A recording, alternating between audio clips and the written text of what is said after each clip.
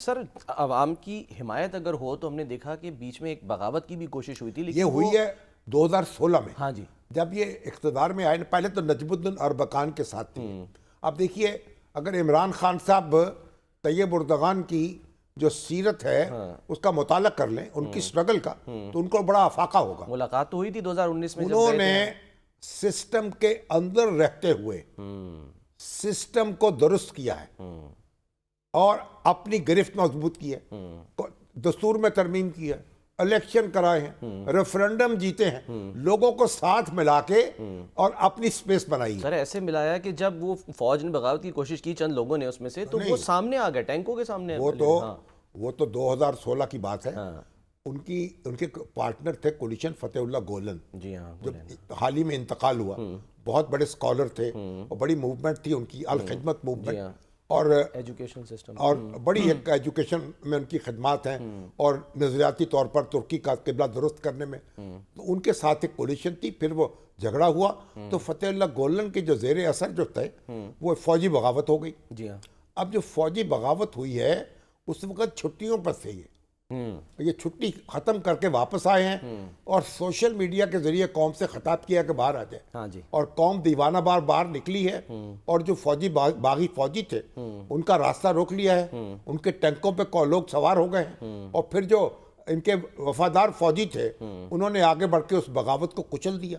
اور ترکی جو تھا، جس میں فوج جو تھی بار بار یعنی دخل دیتی تھی اور کہتی تھی، ترکیہ کی فوج کہتی تھی کہ بھئی تو یہ تو جمہوریہ ترکی جو ہے یہ تو فوج نے فتح کیا ہے نا، ہم اس کے محافظ ہیں، ہم اس کے محافظ ہیں، ہم اس کے سیکولر کانسٹیٹیوشن کے محافظ ہیں.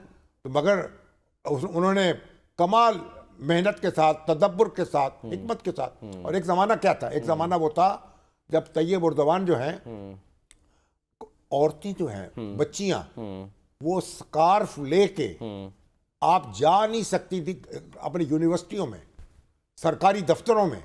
آج ان کی اہلیہ آئی ہیں نا، سکارف پہنا ہوا، سر ڈھکا ہوا. تو طیب اردغان نے کی دونوں بیٹیاں امریکہ میں پڑھی تاکہ ان کے سکارف لے سکیں، وہ سر ڈھانک کے پڑھ سکیں. ترکی کے اندر ان کو یہ اجازت نہیں تھی. پھر انہوں نے کوشش کی، دستور بدلا، قانون بدلا، اور آج ترکی جو ہے اس میں حجاب جو ہے لینے کی اجازت ہے. اور یہ پہلے میئر منتخب ہوئے تھے. طیب اردغان جو ہیں وہ میئر منتخب ہوئے، اور اس کے استنبول کے، اور وہاں جو انہوں نے پھر اپنا کارگزاری دکھائی ہے اس سے پھر ان کا ڈنکا بجا ہے. صحیح. اور پھر اس میں آپ دیکھ لیں، انہوں نے ایک اپنے کا مسجدیں، ہمارے مورچے ہیں اور جو محراب ہیں وہ ہمارے جناب ہماری ڈھالیں ہیں اور وہ ہمارے ہتھیار ہیں، وہ ایک نظم پڑی تھی. تو اس پہ جناب ان کے اوپر پابندی لگی، قید ہو گئے اور ان کو قید کر لیے گئے کہ انہوں نے جو سیکولر آئین ہے اس کی خلاف ورزی کی ہے. مگر صبر و تحمل کے ساتھ الیکشن لڑا، اور وہ پارٹی ان کی جیت کے آئی. اور اس کے بعد پھر جب پارٹی جیت گئی، ایک دوسرے ان کے رفیق جو تھے وہ وزیر اعظم بنے. اس کے بعد پھر ان کی رہائی ہوئی اور پھر انہوں نے وزارت عظمیٰ کا منصب سنبھالا. تو طیب اردغان جو ہیں، اب یہ نہیں ہے کہ بھئی ایک تھوڑا سا معاملہ ہوا تو سڑکوں پہ نکلو، حملے کر دو، فوجی تنظیمات کو برباد کر دو، اور اپنا لوگوں کو کہو آؤ جی اسلام آباد پہ بس ہم نے دھابا بولنا ہے. خان صاحب نے کوشش تو کی تھی، وہ جب 2019 میں گئے تھے وہاں ملے بھی کہ ہم مل کے ایک چینل بنائیں گے، ملیشیا بھی شامل ہوگا. ارطغرل غازی کا بڑا بات ہے نا جی. اصل بات یہ ہے کہ آپ جو سٹرگل ہے نا وہ سسٹم کے اندر ہونی چاہیے، یہ پوائنٹ ہے. اور یہ ہے، اور لوگوں کو ساتھ ملا کے کریں پرامن طریقے سے، اور قانونی ذرائع استعمال کریں. اور طیب اردغان نے نقشہ بدل دیا ہے، نظریاتی سمت درست کر دی ہے ترکی کی. اور اس وقت وہ بہت ایک قدآور شخصیت ہیں، اور پورا عالم اسلام جو ہے وہ 10واں دورہ ہے ان کا، یہ پاکستان کا. جی ہاں، 10واں دورہ. اور 4 بار وہ پاکستان کی جو پارلیمنٹ ہے اس سے خطاب کر چکے ہیں. اور ہم نے ان کے دیدہ و دل جو ہے فرش راہ کیے ہیں. پوری پاکستانی قوم جو ہے، اب جو اجلاس ہو رہا ہے ترکی اور پاکستان کی جو اسٹریٹجک کوآپریشن کونسل ہے، اس کا اجلاس ہو رہا ہے، 7واں اجلاس ہے. اس میں کئی MOU سائن ہوں گے. اب یہ نیوی کے 24 MOUs کہہ رہے ہیں سر، اس پہ اور معاہدوں پہ اس سائن ہو میں گئے ہیں. اب بحری جہاز ہم نے تعمیر کیے تو یعنی بنائے ہیں ترکی کے ساتھ مل کے. جی ہاں. اور اب کیا کیا کوآپریشن کرنی ہے تاکہ معاشی تعاون جو ہے اور اقتصادی تعاون جو ہے اور وہ تجارتی تعاون جو ہے وہ بھی ہونا چاہیے. اب ملکوں میں بڑھنا چاہیے تاکہ ہم آگے مل کے اکٹھے مل کے آگے بڑھ سکیں. اور ترکی کی طرح اب پاکستان میں تو ہم نے 2 سال کی حکومت، کو 3 سال کی حکومت، کوئی 4 سال کی حکومت. اب یہ 22 سال جو ہیں، 22 سال کا تسلسل ہے جس نے کہاں سے کہاں پہنچا دیا ہے، اور عوام کی سپورٹ کے ساتھ.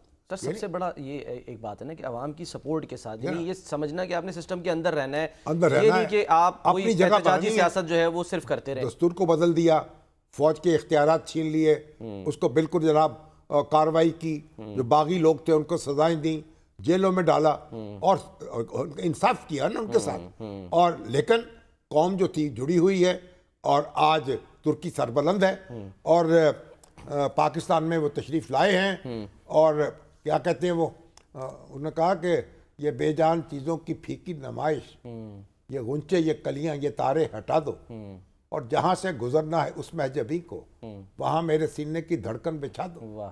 تو ہمارے سینے کی دھڑکن جو ہے وہ بچھی ہوئی ہے طیب اردوان کے راستے میں. ہمارے رہنماؤں کے جو ہمارے جو قائدین ہیں ان کے نام بھی ان کے دل میں سر موجود ہیں، جو آج ذکر کیا، قائد اعظم کا ذکر کیا. قائد اعظم اقبال کا، اقبال کے اشعار ان کو ازبر ہیں. جی. قائد اعظم کی پوری اسٹرگل ان کے سامنے ہے، اور وہاں قائد اعظم کے نام پر، اقبال کے نام پر یادگاریں ہیں، اور یہاں کمال اتاتورک کے نام پر.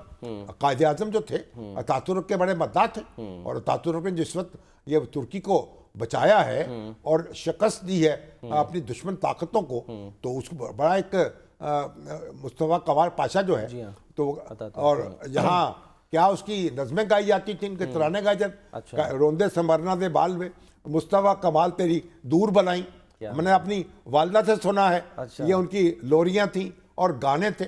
تو مصطفیٰ کمال پاشا جو تھے انہوں نے اتاترک، انہوں نے بڑی اپنے قوم کو محفوظ کیا، اس کا مستقبل اس کو بچایا، اس کو تسلط سے، اور آزاد ایک حیثیت اس کی برقرار رکھی. اور پھر اس کے بعد خلافت بھی ختم کر دی، لیکن وہ پھر معاملات ان کے نظریات اپنے تھے.